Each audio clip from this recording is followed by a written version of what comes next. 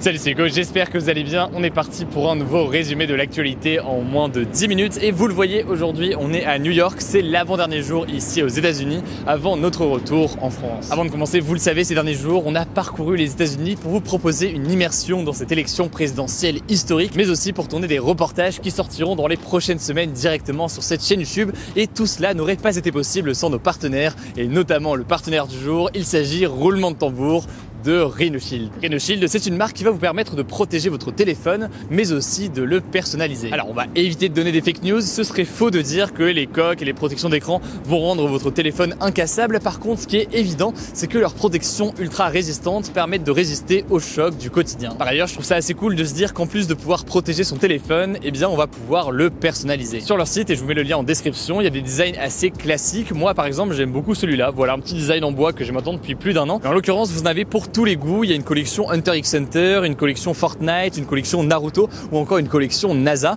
Et au-delà de ça, vous avez des collections créées directement par des artistes. Vous allez le voir, il y en a vraiment des très sympas, des très originaux, c'est super kiffant. Enfin, sachez qu'il y a de quoi protéger votre smartphone, qu'il soit un Apple, un Android ou autre chose. Et au-delà de ça, il y a de quoi protéger d'autres accessoires comme par exemple une Apple Watch ou encore un boîtier d'AirPods. Bref, leurs produits sont de qualité, c'est donc un plaisir de bosser avec eux. Et puis au-delà de ça, ils soutiennent mes projets et tous les reportages et contenus qu'on fait au quotidien. Donc ça fait super plaisir. En ce moment, avec le code Hugo, vous avez 20% de réduction sur les produits pendant 48 heures et puis après ça diminue. Si jamais ça vous intéresse, je vous mets le lien directement en description. Allez, je reprends l'iPad pour reprendre mes notes et aujourd'hui on commence avec le premier sujet du jour. Je voulais vous parler pour commencer du leader de gauche de la France Insoumise, Jean-Luc Mélenchon, qui a annoncé sa candidature à l'élection présidentielle en 2022 hier soir sur TF1. Alors pour ceux qui ne le savent pas, Jean-Luc Mélenchon s'était déjà présenté en 2017 où il avait quand même réussi à obtenir un peu moins de 20% des voix et il s'était aussi présenté en 2012. Ce qui change cette année, c'est que le député Jean-Luc Mélenchon a posé une condition à sa candidature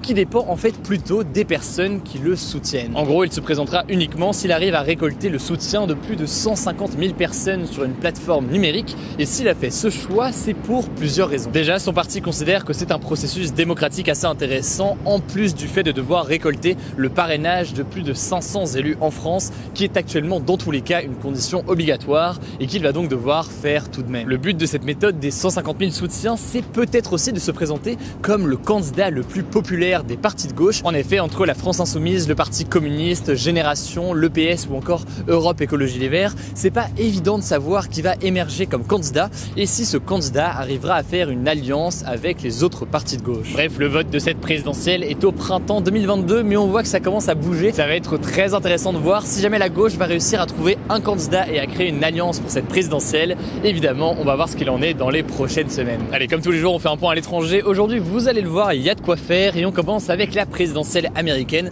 puisque même si le candidat démocrate Joe Biden a été annoncé gagnant, l'élection ne semble pas vraiment terminée pour le moment. On en a déjà parlé, Donald Trump n'a toujours pas reconnu la victoire de Joe Biden et il prévoit même des rassemblements pour contester les résultats. Alors, on ne sait pas vraiment quand ces événements seront organisés, mais ce sera très certainement sous la forme de meetings, ce qui est un peu la marque de fabrique de Donald Trump. Vous le savez probablement si vous avez vu notre reportage en immersion dans l'un de ces rassemblements. Mais au-delà de ces rassemblements, Donald Trump a annoncé qu'il allait procéder à des recours en justice et continue à parler de bulletins illégaux et d'une élection volée. Il faut savoir que selon la constitution américaine, un délai de 5 semaines après le vote est prévu pour qu'il soit éventuellement remis en question, pas plus que 5 semaines cela dit, ce qui veut dire donc que Donald Trump a en gros jusqu'au 8 décembre pour contester les résultats, ce qu'il est donc tout à fait en droit de faire pour le moment. Au passage, on notera qu'au moment où on enregistre cette vidéo, tous les pays n'ont pas reconnu la victoire de Joe Biden. C'est le cas par exemple de la Russie, puisque le président Vladimir Poutine ou encore le ministère des Affaires étrangères n'ont pas félicité Joe Biden pour sa victoire. D'ailleurs, c'est intéressant de noter que les médias russes ont beaucoup insisté sur ces fameuses accusations de fraude évoquées par Donald Trump. De son côté, le démocrate Joe Biden, qui doit accéder à la Maison Blanche le 20 janvier, a commencé le processus de transition. Il a mis en ligne un site buildbackbetter.com où il montre ses priorités. Et il a aussi mis en place une cellule de crise sur le Covid-19 qui lui permet de préparer dès maintenant les mesures qu'il veut mettre en place en janvier, alors qu'il accuse Donald Trump d'inaction face à la crise sanitaire. Bref, avec les procédures en justice de Donald Trump, les prochains jours s'annoncent assez mouvementés ici aux États-Unis. On vous tient au courant dans les jours à venir, que ce soit encore aux États-Unis demain et puis en France quand on sera de retour à partir de mercredi. Allez, on continue avec un sujet qui a fait beaucoup parler ces derniers jours. C'est d'ailleurs le sujet à la une de la vidéo aujourd'hui. C'est l'abattage de 15 à 17 millions de visons au Danemark et la crainte d'une mutation du coronavirus qui rendrait les vaccins inefficaces. En fait, le Danemark compte énormément d'élevage de visons dans le pays pour récupérer la fourrure de l'animal et en faire des vêtements par exemple,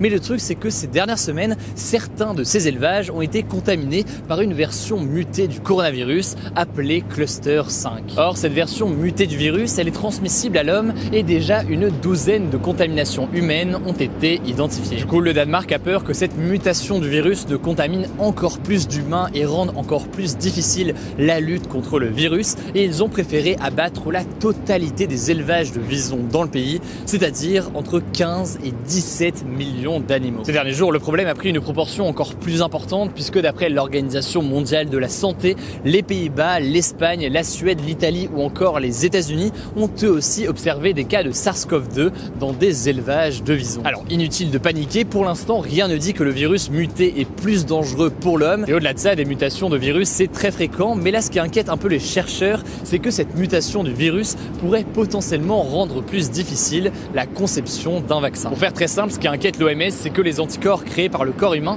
pourraient être moins efficaces contre cette mutation du virus, ce qui compliquerait la mise en place d'un vaccin qui se base justement sur ces anticorps. Et par ailleurs, cette mutation du virus pourrait contaminer les personnes qui ont déjà été contaminées par le Covid-19 et créer donc en quelque sorte une pandémie dans la pandémie. Le Royaume-Uni a donc fermé ses frontières aux habitants du Danemark pour éviter toute contamination sur son territoire. La France de son côté va procéder à des tests PCR et sérologiques plus importants, sachant que au passage, l'élevage et l'abattage de visons pour leur fourrure sont régulièrement dénoncés par les associations de protection animale. Et la France, on en a déjà parlé sur la chaîne il y a quelques mois, devrait justement fermer ses élevages d'ici à 5 ans. Bref, aujourd'hui, pas de raison de s'inquiéter, mais les gouvernements prennent des mesures importantes dès maintenant dans le doute. Si jamais ça vous intéresse, je vous mets des liens en description et évidemment, on vous tient au courant dans les jours à venir. Avant le débat, comme chaque jour, vous le savez, on passe à la note positive. Et aujourd'hui, je sais pas si c'est vraiment une note positive, mais en tout cas, c'est une histoire assez intéressante. Je voulais vous parler de la découverte plutôt insolite d'un message militaire allemand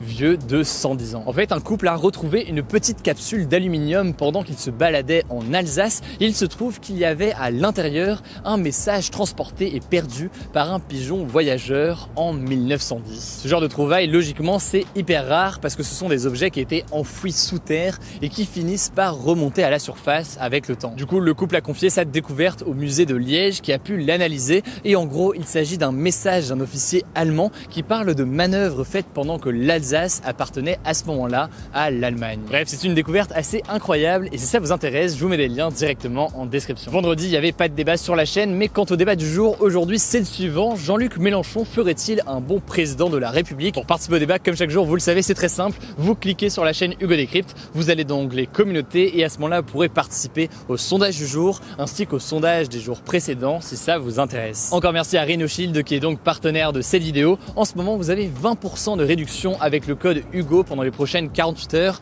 puis après ça diminue. Le lien, vous le savez, pour découvrir leurs produits, il est directement en description. Pour ne pas rater les vidéos suivantes, évidemment, pensez à vous abonner à cette chaîne YouTube. Vous êtes aussi de plus en plus nombreux sur notre compte Instagram où chaque jour du lundi au dimanche, on propose un petit résumé de l'actualité au-delà des stories qu'on peut poster en coulisses de nos reportages. Le nom du compte pour vous abonner, c'est Hugo Décrypte. Voilà, écoutez, je crois que j'ai tout dit. Surtout, prenez soin de vous et on se dit à demain pour un nouveau résumé de l'actualité.